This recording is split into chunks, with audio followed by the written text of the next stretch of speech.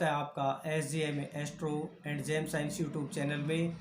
आज हम प्रार्थना और पुरुषार्थ जैसे अति महत्वपूर्ण विषय पर चर्चा करने वाले हैं।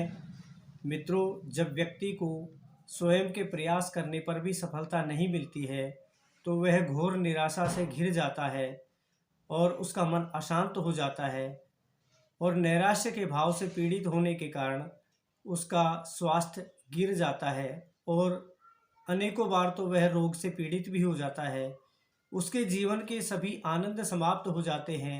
ऐसी स्थिति में वह सर्वसमर्थ परमात्मा की शरण में जाता है और प्रभु से अपने जीवन की रक्षा के लिए प्रार्थना करता है। प्रार्थना शब्द बहुत ही व्यापक है, इसकी व्याख्या करना अत्यंत दुष्कर कार्य है।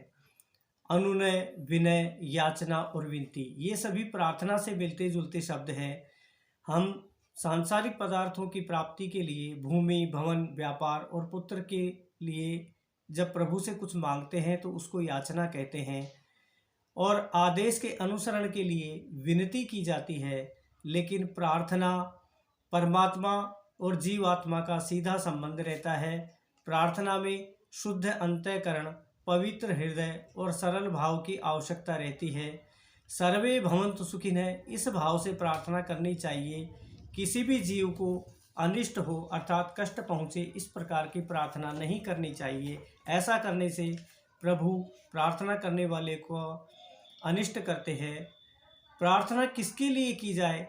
इसके लिए स्वयं के कल्याण के लिए, मोक्ष के लिए, सांसारिक संबंधों जैसे माता पिता, पुत्र पुत्री, बहन, गुरु शिष्य, चिकित्सक, रोगी, इस प्रकार जो संसार के संबंध हैं वो एक दूसरे के लिए प्रार्थना करते हैं।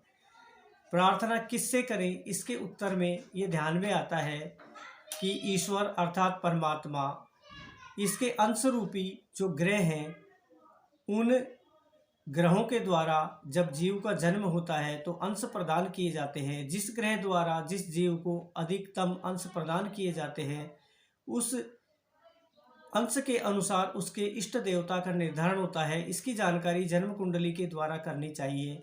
इसके बाद में वह जीव जिस राष्ट्र में रहता है उस राष्ट्र के देवता, भारत के लिए भारत माता, उससे प्रार्थना करनी चाहिए। प्रार्थना में मित्रों ध्वनि का अत्यधिक महत्व है।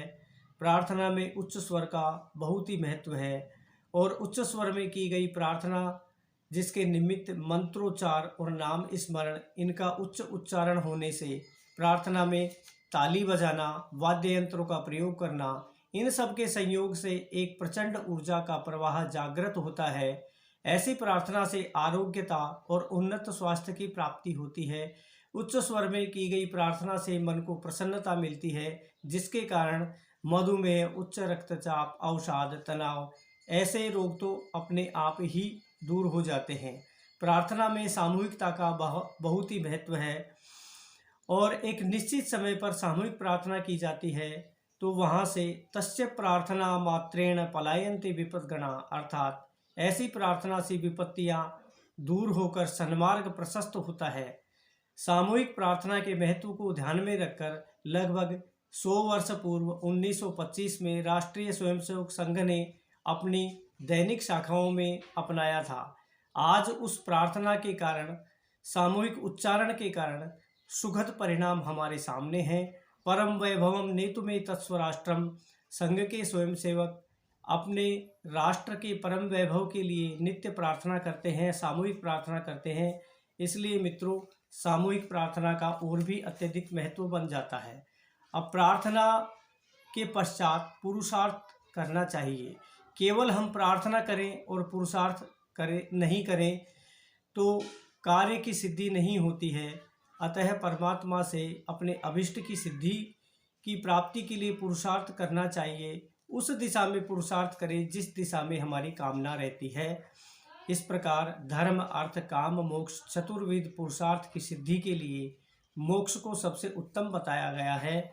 इस प्रकार मित्रों सफलतापूर्ण कार्य की सिद्धि के लिए हम प्रार्थना करें और प्रार्थना के पश्चात पुरुषार्थ करें। जैसे विद्यार्थी, किसान, चिकित्सक, शिक्षक, सैनिक और भी अन्य क्षेत्र हैं, उनमें सबको अपने अपने क्षेत्र में पुरुषार्थ करना चाहिए।